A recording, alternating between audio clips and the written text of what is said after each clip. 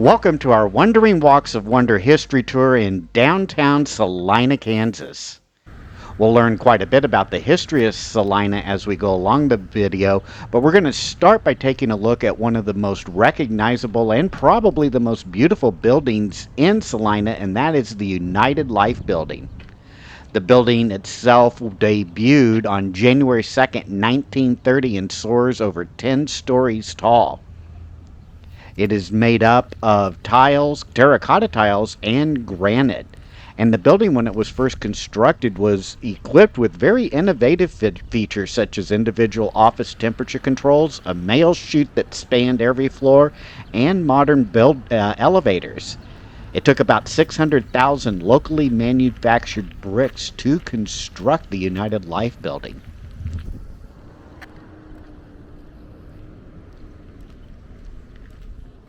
Although small, one of the most recognizable buildings in downtown Salina is the Cozy Inn. Onions, tears, and an open grill. These are the ingredients behind the unmistakable aroma and flavor of Cozy Burger. Since Bob Kinkle opened the Cozy Inn in 1922, crowds have gathered here to enjoy the iconic miniature hamburgers affectionately known as sliders. The secret, though, is a blend of freshly ground lean steer meat, finely chopped onions, and a signature seasoning cooked on the original grill that's seasoned by time itself.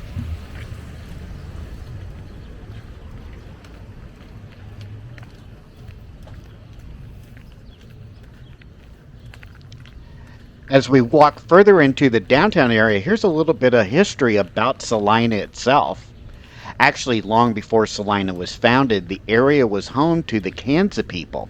By the early 1700s, French traders had mapped a Kansa village near the confluence of the Smoky Hill, Saline, and Solomon rivers. This land, originally claimed by France as part of the Louisiana Territory, became part of the United States with the Louisiana Purchase in 1803.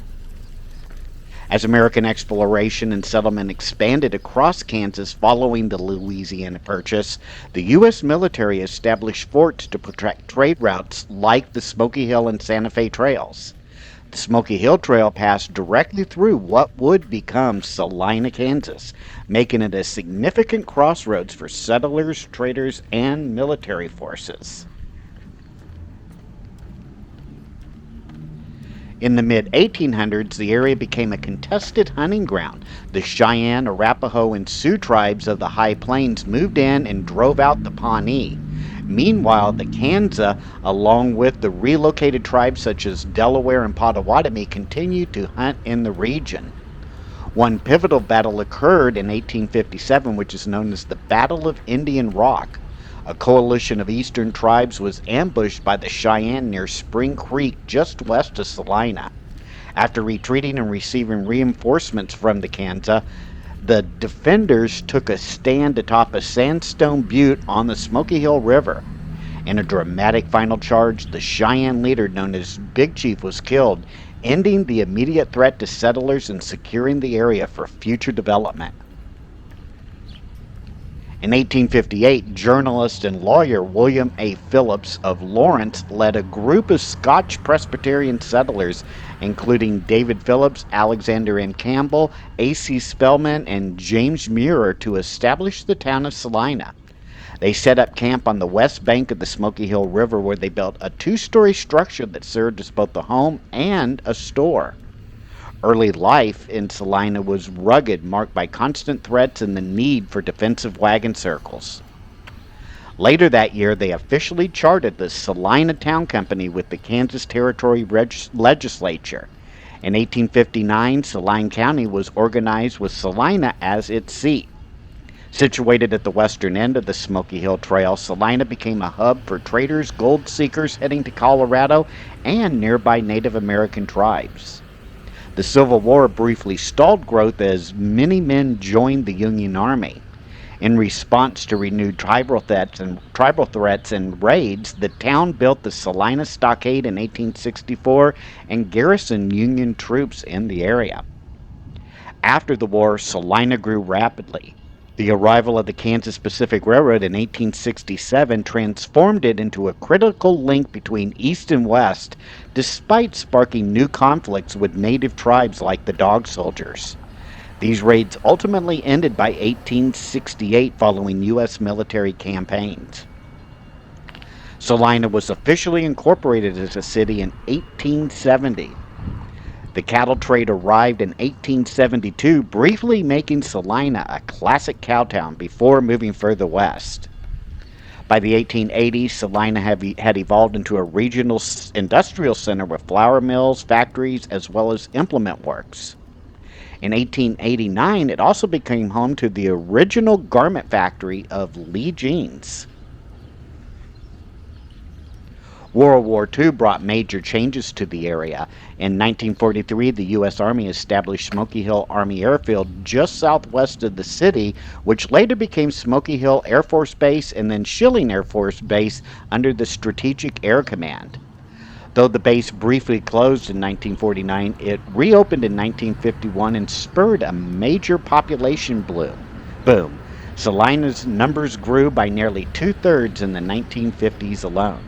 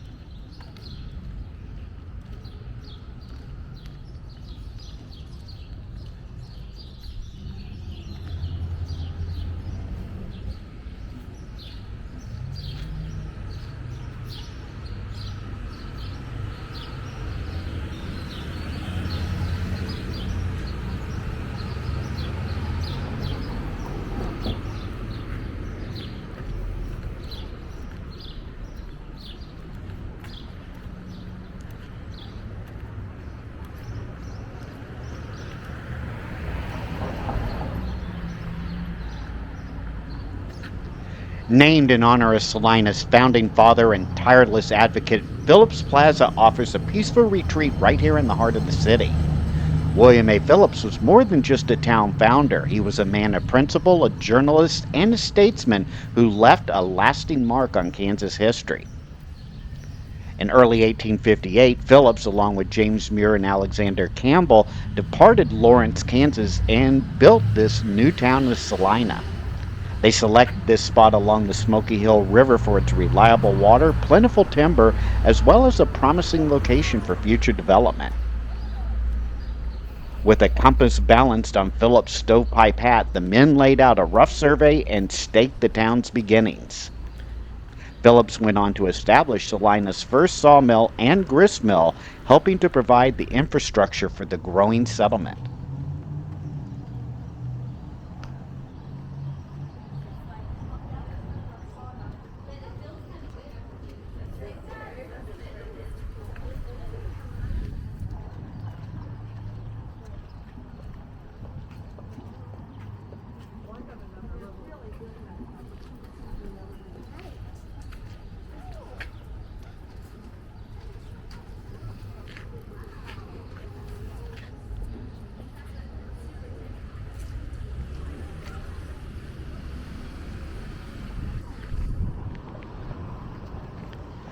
This historic intersection of Santa Fe Avenue and Iron Street marks the original heart of Salina, which was established in 1858.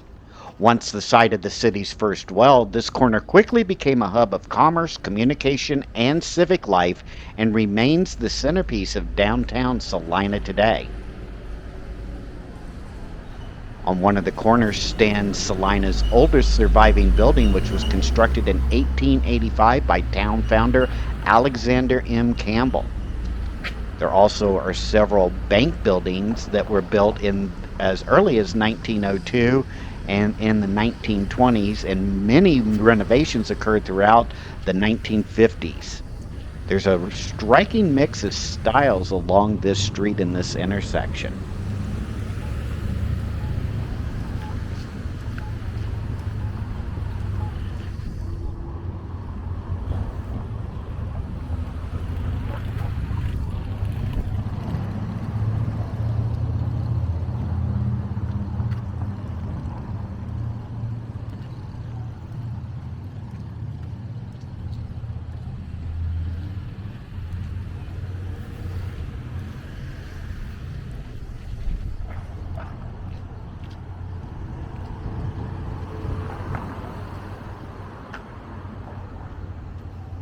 The Moore Building was constructed in 1930 by James Moore and is one of the city's most overlooked but probably most beautiful buildings in downtown.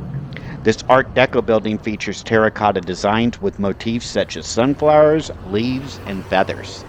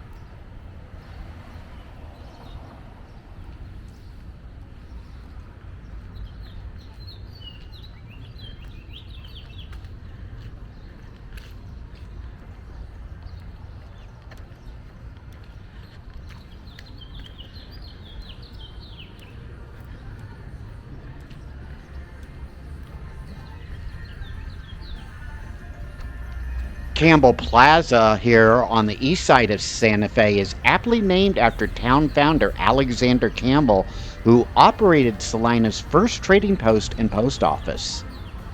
A natural gathering place, Campbell's store was the only trading post and outfitting station between Salina and the Rocky Mountains from 1858 through most of 1859.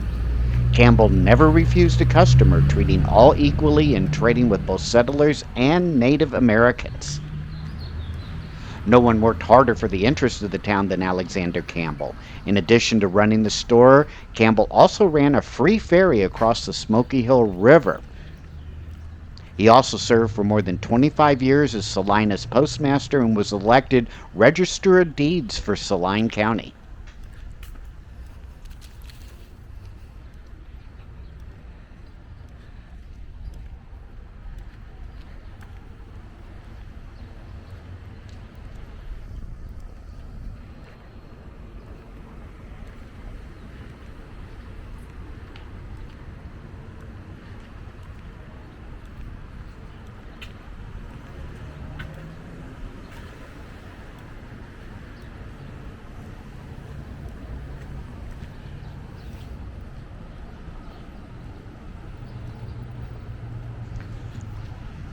When the movie Not Exactly Gentlemen starring Fay Wray first lit up the screen in 1931, the Fox Watson Theater dazzled audiences with its stunning Art Deco design. Chandeliers sparkling, mirrored ceilings gleaming, and textured walls echoed with excitement on opening day. As the largest and most luxurious movie palace in the region, it quickly became Salina's crown jewel of entertainment. The theater was named the Fox Watson, honoring both the Fox West Coast Theaters chain and local businessman W. W. Watson, who generously donated the land the theater sits on. For 55 years, the Fox was the heartbeat of Salina's cultural scene, hosting both film showings and live theatrical performances until it originally closed in 1987. It was placed on the National Register of Historic Places in 1988, and a full renovation began in 2002, restoring the theater back to its original grandeur. It reopened in March of 2003 as the Stifel Theater for the Performing Arts, named in honor of renovation benefactor Milton Stifel. Today, the Stifel Theater stands as a dynamic regional performing arts center offering a rich variety of concerts, shows, and cultural events that continues to draw crowds from near and far.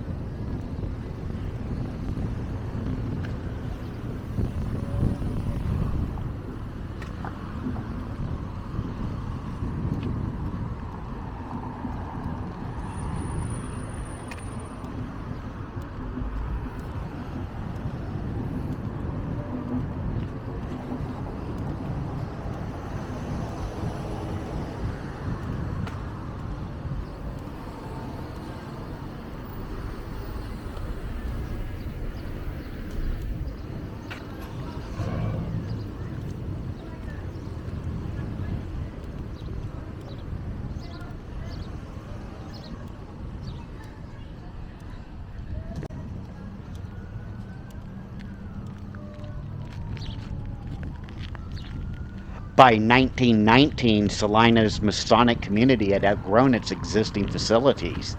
The dream of constructing a grand temple, one large enough to serve all five Masonic bodies in the area, began to take shape.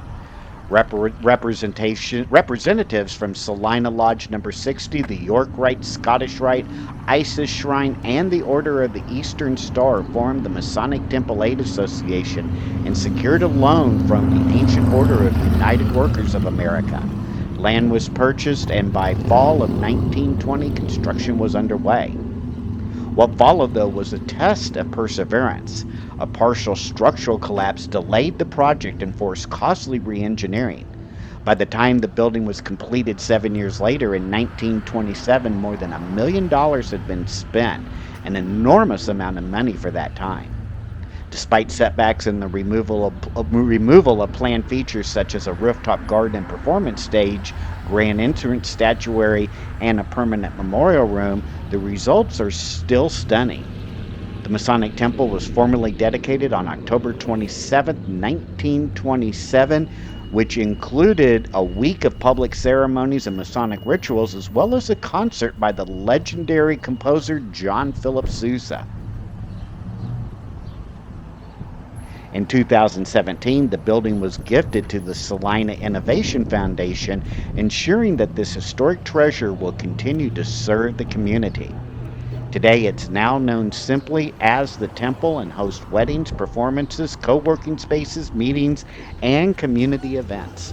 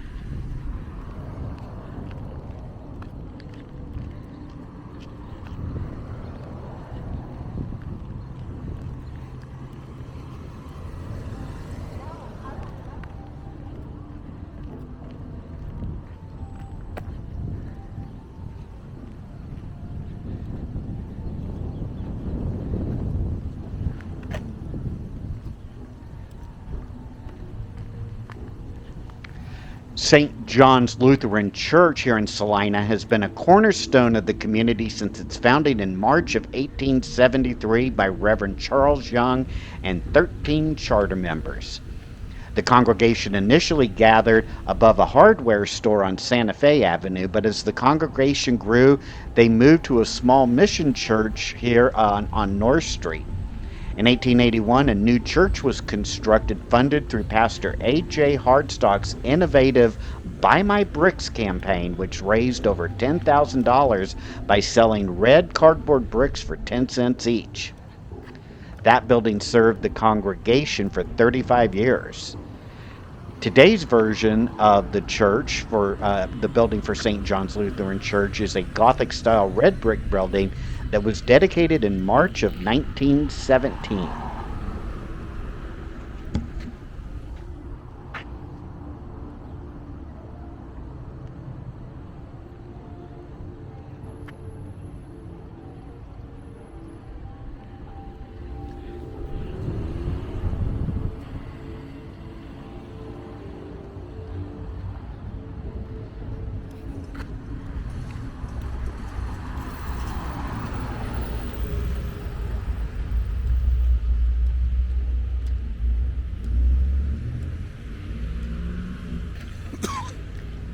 Roosevelt Lincoln Junior High Schools in Salina is a historic educational complex that's made up of two very architecturally significant buildings, Lincoln School and Roosevelt School.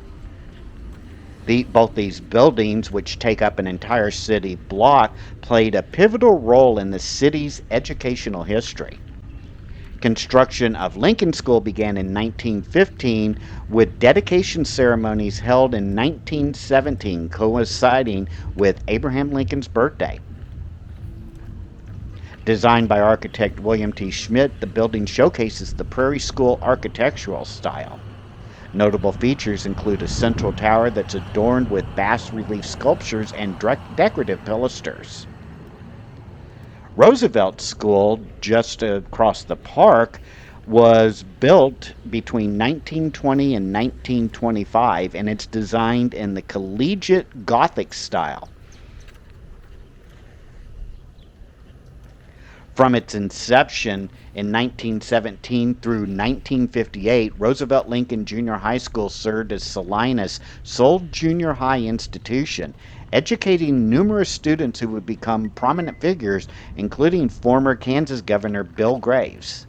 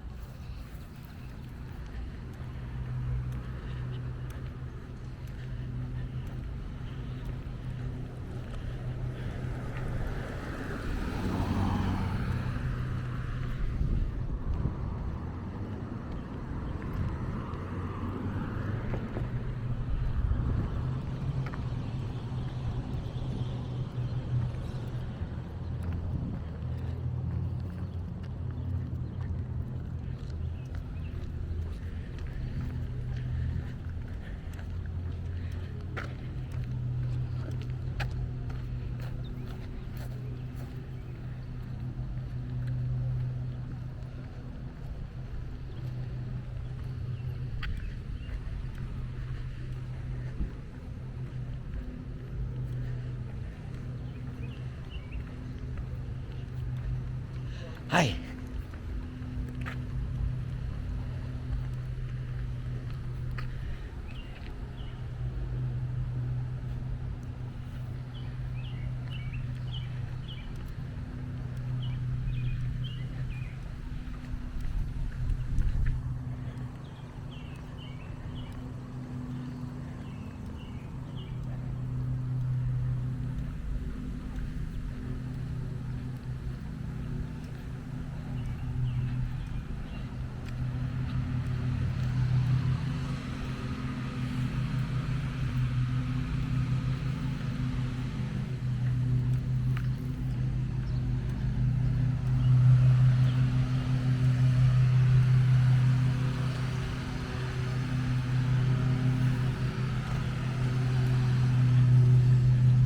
Christ Cathedral in Salina stands as a significant landmark in the city's religious and architectural history. Established in 1872, the Episcopal congregation initially met in various locations, including a general store and other churches, before constructing their first frame church building. The vision for a grand cathedral materialized under the leadership of the Right Reverend Sheldon Griswold, the first bishop of the missionary district of Salina. The cathedral itself was designed by Philadelphia architect Charles Margonot Jr., a friend of Reverend Patterson, and was constructed in 1907. Architecturally, Christ Cathedral is a great example of the Gothic Revival style, which features a cruciform layout, towering limestone walls, and numerous stained glass windows. The design emulates early English cathedrals, reflecting the Episcopal Church's historical roots.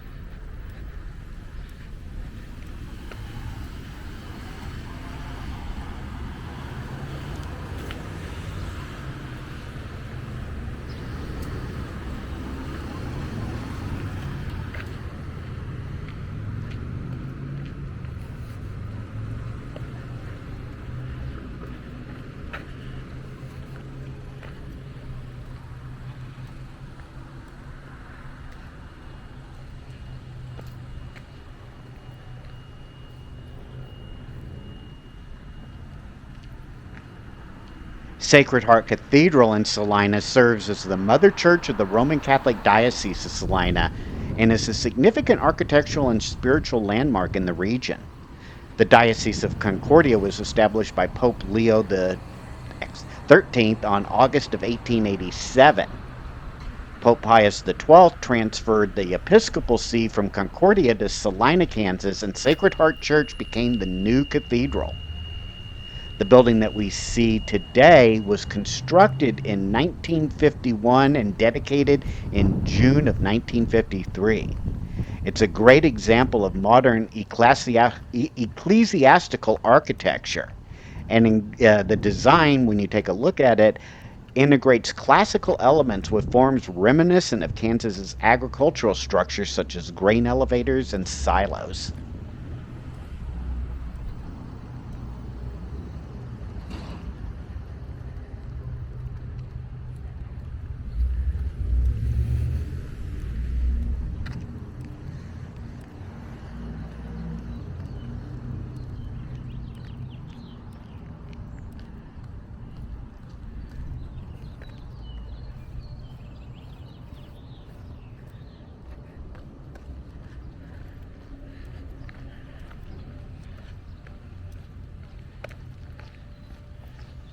First United Methodist Church of Salina was founded in 1860, making it one of the city's oldest congregations.